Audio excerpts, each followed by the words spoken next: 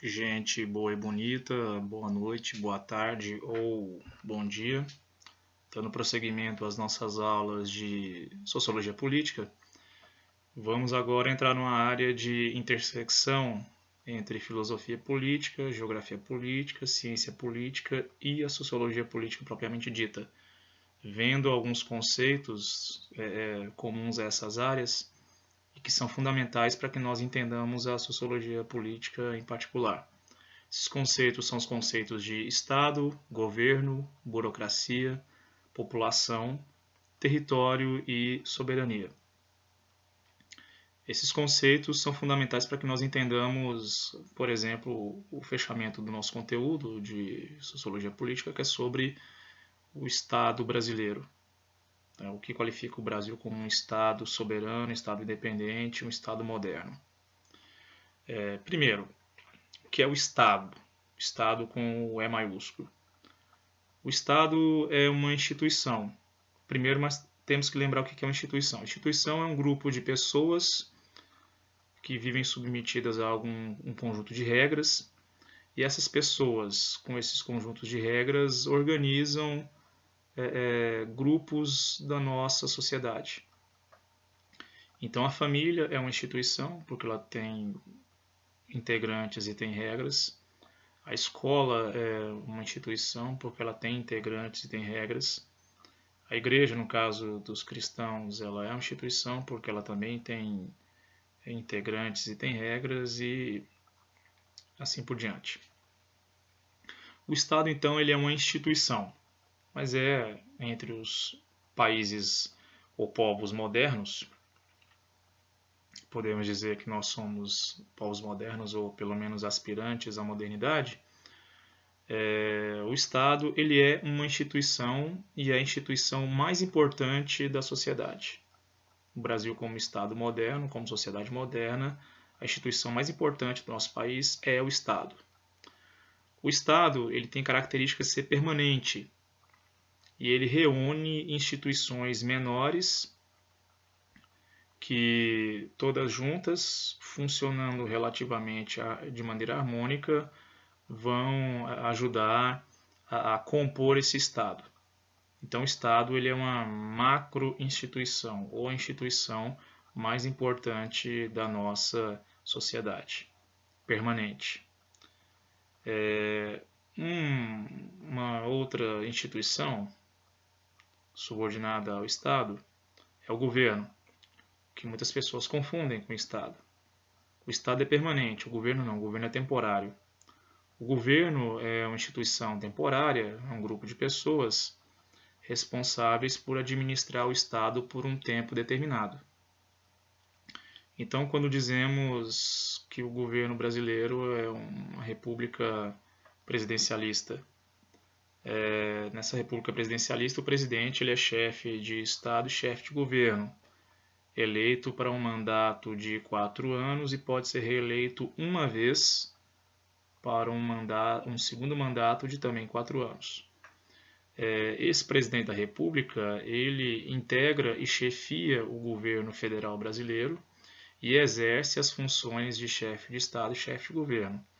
Chefe de Estado, ele representa o país e os interesses brasileiros no exterior, frente a outros estados, e é chefe de governo quando ele administra, junto com seus auxiliares, principalmente os ministros, quando eles administram o Estado brasileiro por esse período de 4 anos, podendo ser reeleito para mais 4 anos. Um outro conceito também fundamental é o conceito de burocracia, que vimos a menção em Poder e Dominação em Weber, mas que agora precisamos aprofundar para que entendamos o que é um Estado moderno soberano e por que o Brasil pode ser chamado de Estado moderno ou soberano, mesmo com todos os problemas que nós tenhamos, e não somos os únicos. Mas enfim, a burocracia é uma estrutura formada por pessoas. Essas pessoas elas implantam regras e essas regras elas visam organizar o funcionamento do Estado ou de uma empresa capitalista, por exemplo. Uma situação que vocês conhecem como estudantes do ensino médio e que vocês conhecerão de maneira um pouquinho diferente ano que vem na universidade, eu espero universidade pública e gratuita.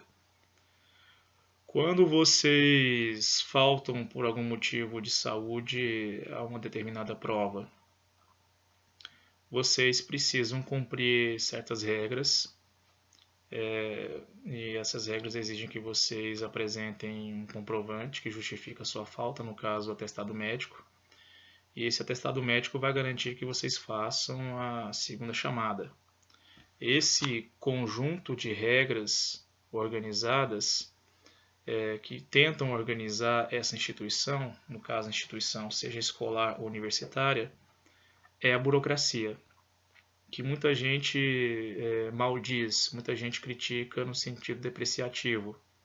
O problema não é a burocracia em si, o problema é a má burocracia, ou a burocracia má organizada, ou até mesmo o excesso de burocracia.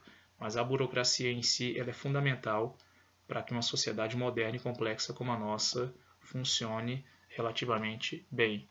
E se temos alguns problemas de funcionamento do nosso Estado e do nosso governo, uma das possíveis explicações são problemas relativos à burocracia.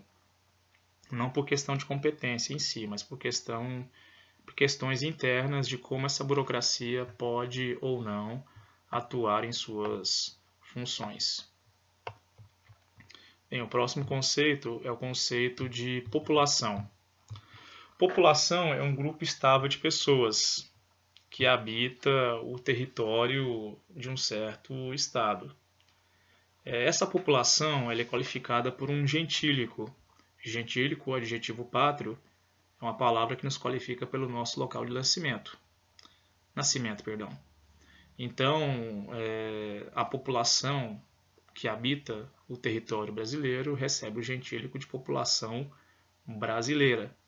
É uma população estável que habita esse território, administrado pelo Estado e pelo governo, eleito para ficar no cargo durante 4 anos e poder ser reeleito para mais 4 anos.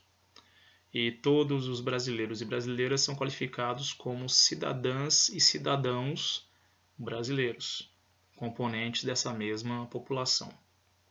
O penúltimo conceito é o conceito de território. Aí entra a parte da geografia política.